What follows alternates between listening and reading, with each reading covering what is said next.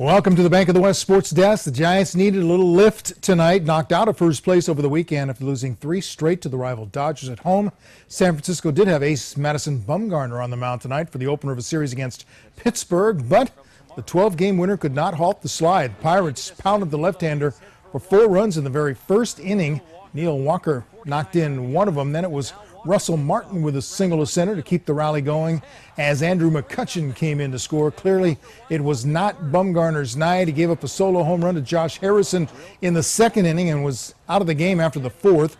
Pirates hand the Giants their 5th loss in a row, 5-0, dropping them 2 games behind the first place Los Angeles Dodgers in the National League West. Now, the Dodgers had the night off, but made a trade this afternoon. LA picked up another second baseman, getting Darwin Barney and cash from the Cubs for a player to be named later. The 28-year-old Barney is batting an anemic .230. No wonder the last place Cubs just wanted to get rid of him. He did win a Gold Glove in 2012 when he tied a Major League record by going 141 straight games without an error. In the American League, the West leading A's were on the road in Houston, and Visalia's Stephen Vogt gave Oakland a 2-0 lead here in the top of the 3rd inning when he launched a solo home run, number 5 for Vogt, who's batting .361 right now, but the rest of the highlights belong to the Astros. Starting in the bottom of the 3rd when former Oakland slugger Chris Carter connected for a 3-run shot. It was 3-3 in the 6th when Houston hammered A's starter Jesse Chavez. First, Jason Castro with a 2-run blast into the bullpen for the lead. The next batter, Mark Krause, made it back-to-back homers into the second deck in right. It was a 6-3 game. Chavez was relieved by Dan Otero, and here comes another one. Matt Dominguez puts it into orbit. The Astros went on to blast the A's 7-3. Oakland leads the West by 1.5 over the idle Angels. Grizzlies wrapped up their latest Pacific Coast League road trip tonight in El Paso by rallying from an early 4-0 deficit with 9 unanswered runs. Chris Dominguez started the comeback with his 15th homer. Then in the 5th inning it was Mark Minikazi with a 2-run shot, his 7th of the season. And then 1 inning later, Juan Perez gave Fresno the lead for good with this 3-run blast. Grizzlies went on to rout the Chihuahuas 9-4. Fresno opens a homestand against Reno tomorrow night. Grizzlies went 3-5 on the road trip, are now 53-57 on the year, still in last place in the division. Now in the California League, the Rawhide are racing toward the top, looking for their 11th straight win tonight at Bakersfield. Visalia was leading 8-5 in the 8th inning.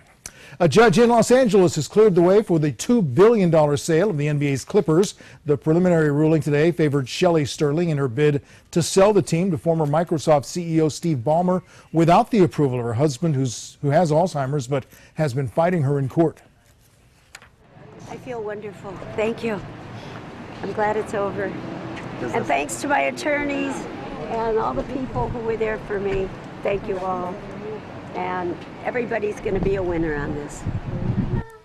Now, Donald Sterling is under a lifetime ban by the NBA for racist comments he made to a girlfriend. A provision of the judge's ruling prevents him from delaying the sale of the team, even if he files an appeal to this decision. The 80-year-old reportedly told his attorneys to keep fighting. Sterling testified during this case.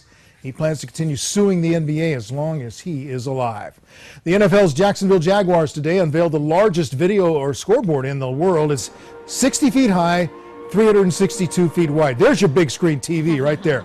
The Jags hope the big board will help draw more fans to their games at Everbank Field, but they need to realize it's actually the numbers on the scoreboard that draw fans. You know, you have to win games, something Jacksonville has not done. But I like this feature. Look at that. You can watch while sitting in a swimming pool. They probably should have put the world's biggest swimming pool in there instead of the scoreboard. That might draw fans. Finally, from the Bank of the West Sports Desk, all the NFL teams are now in their training camps, and nobody's working any harder than the reigning AFC champion Denver Broncos.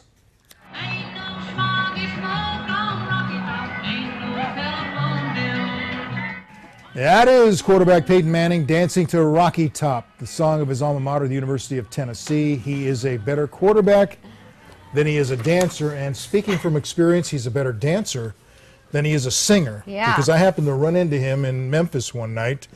He was singing karaoke.